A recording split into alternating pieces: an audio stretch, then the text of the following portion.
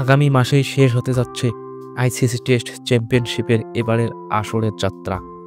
ইংল্যান্ডের লন্ডনে Lords cricket গ্রাউন্ডে বর্তমান চ্যাম্পিয়ন অস্ট্রেলিয়া ও দক্ষিণ আফ্রিকার মধ্যকার ফাইনাল ম্যাচের মাধ্যমে 11 জুন থেকে শুরু হয়ে 15 জুন পর্যন্ত চলবে ফাইনাল ম্যাচটি। ইতিমধ্যেই ফাইনাল ম্যাচকে ঘিরে দুই দল প্রস্তুতিও সেরেছে। নিজেদের দলের স্কোয়াড ঘোষণা করেছে দুই দেশ। তবে আইসিসি টেস্ট চ্যাম্পিয়নশিপের বিগ ফাইনাল ম্যাচের আগে প্রাইজ মানি ঘোষণা করেন আইসিসি। প্রাইজ মানি ঘোষণার পর থেকেই ক্রিকেট সমর্থকদের চোখ যেন কপালে ওঠার মতো অবস্থা সবার। কেননা এবারের টেস্ট চ্যাম্পিয়নশিপের প্রাইজ মানি গত দুই আসরের চেয়েও দ্বিগুণেরও বেশি।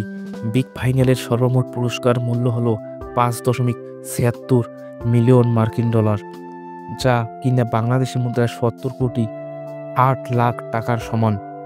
আগের আসরে যেখানে টেস্ট চ্যাম্পিয়নশিপের বিজয়ী দলকে প্রাইজ মানি দেওয়া হয়েছিল 16 লাখ ইউএস ডলার, এখানে এবারের আসরের বিজয়ী দল পাবে 36 লক্ষ ইউএস ডলার, যা বাংলাদেশি মুদ্রায় 44 কোটি টাকা। সেই সাথে ফাইনালে রানার্স আপ দল পাবে 21 লক্ষ 60 হাজার ইউএস ডলার, যা বাংলাদেশি মুদ্রায় 26 কোটি টাকার সমান।